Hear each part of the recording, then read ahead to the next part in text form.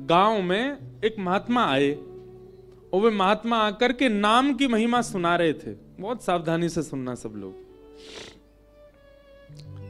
नाम महिमा सुनते सुनते श्री रामानंदाचार्य जी महाराज तब अपने पूर्व नाम में और एवं पूर्व भाव में थे, घर गृहस्थी सब परिवार के संग थे। तो आपने खड़े होकर के महाराज जी से कहा, बोले महाराज जी अच्छी बात है कि आप कह रहे हैं नाम गाना चाहिए, नाम उच्चारण करना चाहिए, नाम जप करना चाहिए, पर नाम हमको रोटी थोड़ी खवा देगा। जीवन जीने के लिए कर्म तो करना पड़ेगा ना हमको। नाम से पेट थोड़ी भर जाएगा हमारा, नाम से जीवन थोड़ी निकल जाएगा हमारा पूरा। तो जो आचार्य मंच पर बैठे थे वो बोले भैया अगर पूर्ण विश्वास करो तो नाम पेट भी भर देगा। तो रामानंदाचार्य जी थोड़े छोटे बालक, थोड़ा उनमें हट तो था ही। तो आप श्री ने कहा ठीक है, तो फिर ठीक है, मैं अब कुछ नहीं खाऊंगा, केवल राम राम जपूंगा, देखता हूं राम जी मेरा कैसे पेट भरते हैं। और गांव से दूर चले गए। गांव से दूर एक नदी के किनारे एक विशाल वटवृक्ष था। उस वटवृक्ष के नीचे जाकर के बैठ गए और राम राम राम राम राम राम राम राम राम राम राम राम जपने लगे।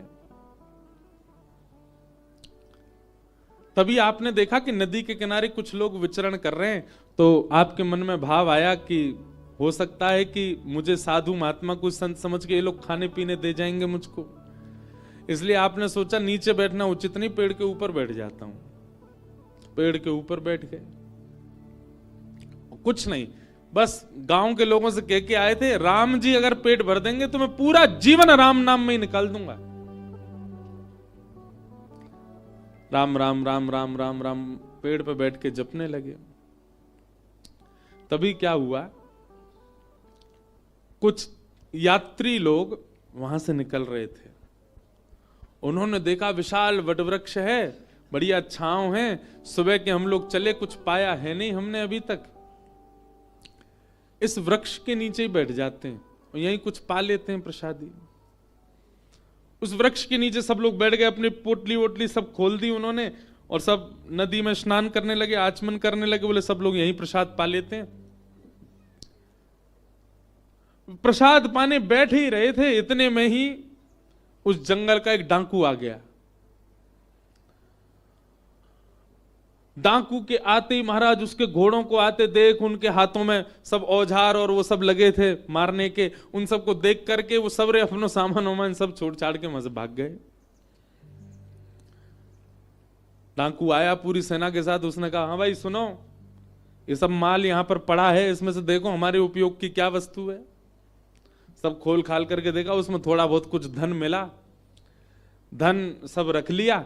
तभी उनमें से एक बोले महाराज थोड़ा बहुत ही धन मिला पर भोजन सामग्री खूब बढ़िया है, खूब सारा भोजन है, आपकी आज्ञा हो तो हम सब लोग यहीं आज प्रसाद पालें, बनाना नहीं पड़ेगा, खूब बढ़िया बढ़िया प्रसादी है, इसी को ही पा लेते हैं। ऊपर बैठे रामानंदाचार्य जी सब देख रहे थे, राम राम राम राम जप रहे थे। डाकू जो उनका सरदार था बोले हाँ सही है, यहीं पे कर लेते हैं। सब नीचे आ गए। जैसे ही प्रसाद पाने के लिए बैठे, पता नहीं कैसे जो सरदार था डाकुओं का, उसकी दृष्टि पड़ी ऊपर, और जैसे ही उसने ऊपर देखा तो रामानंदाचार्य बालक बैठे थे। बोले रुक जा कुछ मत खाना इसमें से, इसमें जहर मिला है।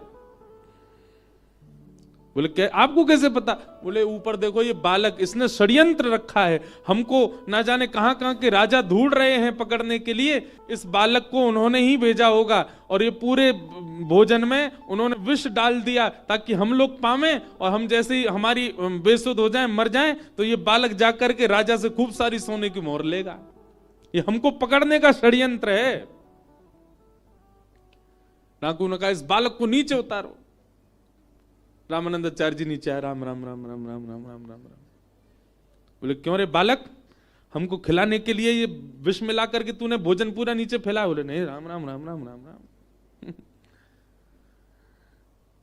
डाकुओं का सरदार बोला ये ऐसे नहीं मानेगा, इसका भोजन इसी को खिलाओ। अब रामानंदाचार्य जी तो मुंह बंद करें, इधर उधर भागे तो पकड़ लिया उनको, बोले इसके हाथ पकड़ो, इसके पैर पकड़ो, मुंह खोलो इसका। और जैसे ही मुंह खोल करके महाराज, अच्छा मुंह खोल करके भी कुछ गलत वस्तु नहीं है, पेड़ा खिला रहे हैं, मोहनथाल खिला रहे हैं, पूड़ी खिला रहे हैं, रबड़ी खिला रहे हैं, जितनी सामग्री थी सब खिला रहे हैं। रामानंदाचार्य जी के नेत्रों से आंसू गिर रहे, बोले जय हो राम जी, ऐसा प्रसाद तो मैंने कभी नहीं पाया कि 56 भोग ठूस ठूस के खिलाए जा रहे हैं। ये है राम नाम की महिमा। और उसी समय हमारे विश्व को, हमारे भारत भूमि को एक आचार्य मिले, श्री रामानंदाचार्य, राम नाम की महिमा से, जिनके शिष्य स्वयं श्री रैदास जी महाराज, श्री कबीरदास जी महाराज, ये सब उनके शिष्य हुए। इसका मतलब ये नहीं कि आप भी बैठ जाओ गंगा जी पे।